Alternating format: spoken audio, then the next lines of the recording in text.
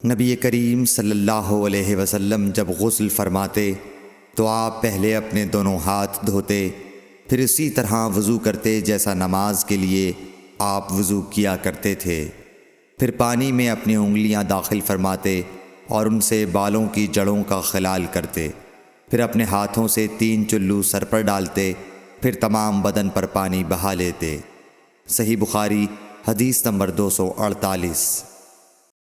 حضرت میمونہ رضی اللہ تعالی عنہا نبی کریم صلی اللہ علیہ وسلم کی زوجہ مطہرہ نے بتلایا کہ نبی کریم صلی اللہ علیہ وسلم نے نماز کے وضو کی طرح ایک مرتبہ وضو کیا، البتہ پاؤں نہیں دھوئے، پھر اپنی شرمگاہ کو دھویا اور جہاں کہیں بھی نجاست لگ گئی تھی اس کو دھویا، پھر اپنے اوپر پانی بہا لیا، پھر پہلی جگہ سے ہٹ کر اپنے دونوں پاؤں کو دھویا۔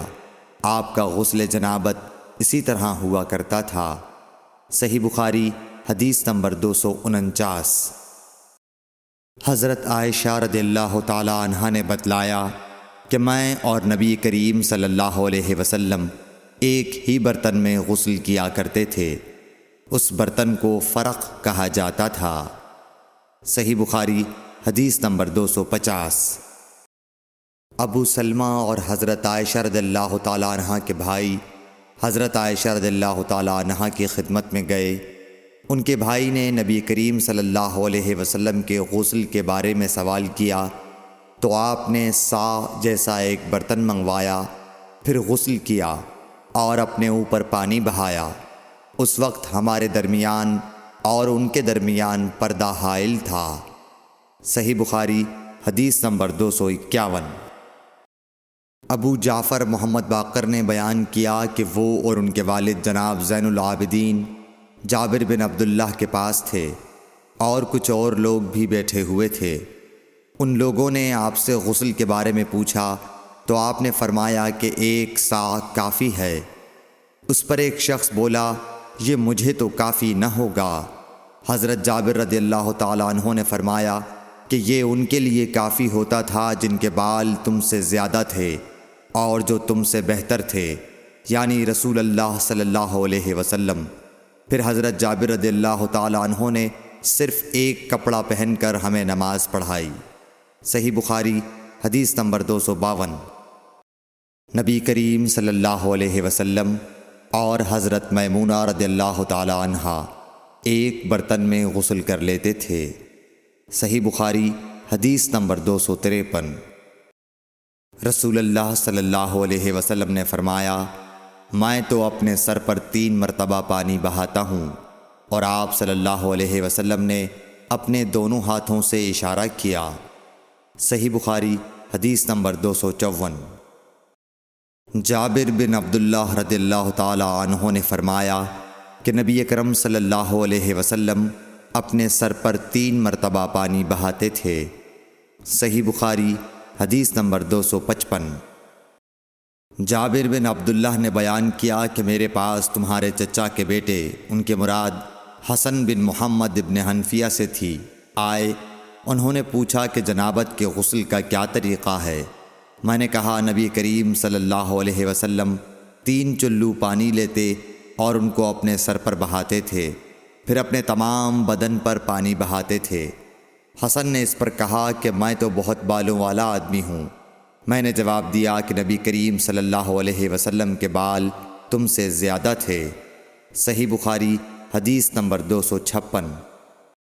ام المومنین میمونہ رضی اللہ تعالی عنہا نے فرمایا کہ میں نے نبی کریم صلی اللہ علیہ وسلم کے لیے غسل کا پانی رکھا تو آپ نے اپنے ہاتھ 2 مرتبہ یا 3 مرتبہ دھوئے، پھر پانی اپنے بائیں ہاتھ میں لے کر اپنی شرمگاہ کو دھویا، پھر زمین پر ہاتھ رگڑا، اس کے بعد کلی کی اور ناک میں پانی ڈالا اور اپنے چہرے اور ہاتھوں کو دھویا، پھر اپنے سارے بدن پر پانی بہا لیا اور اپنی جگہ سے ہٹ کر دونوں پاؤں دھوئے۔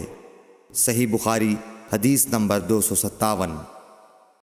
نبی کریم صلی اللہ علیہ وسلم جب غسل جنابت کرنا چاہتے تو حلاب کی طرح ایک چیز منگاتے، پھر پانی کا چلو اپنے ہاتھ میں لیتے اور سر کے داہنے حصے سے غسل کی ابتدا کرتے، پھر بائیں حصے کا غسل کرتے، پھر اپنے دونوں ہاتھوں کو سر کے بیچ میں لگاتے تھے۔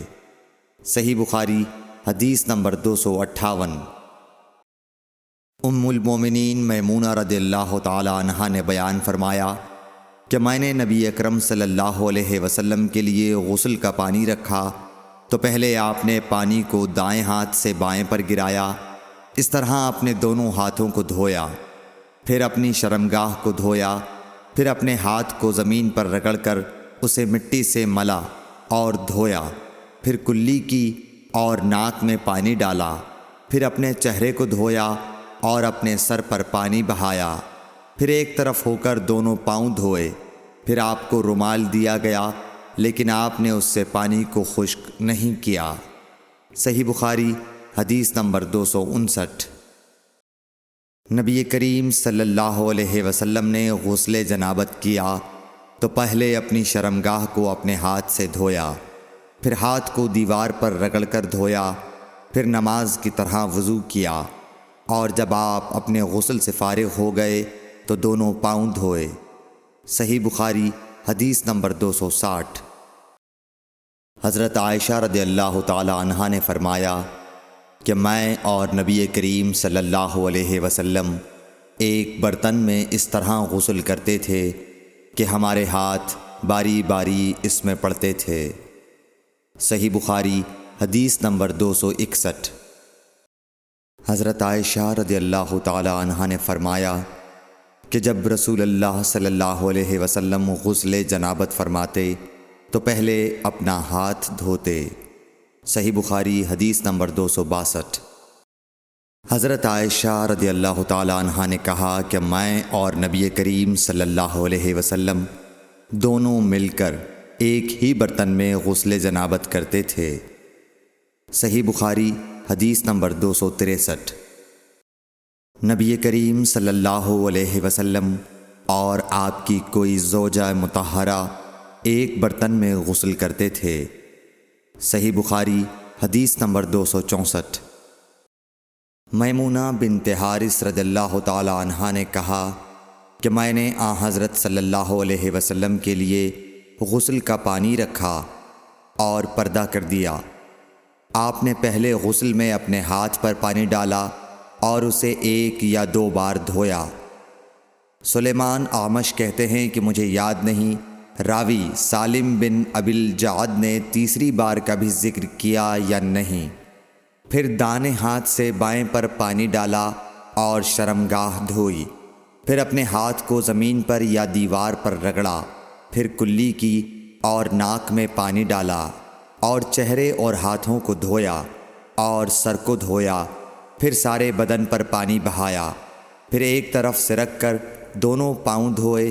بعد میں نے ایک کپڑا دیا تو آپ نے اپنے ہاتھ سے اشارہ کیا اس طرح کہ اسے ہٹاؤ، اور آپ نے اس کپڑے کا ارادہ نہیں فرمایا۔ صحیح بخاری حدیث نمبر 265۔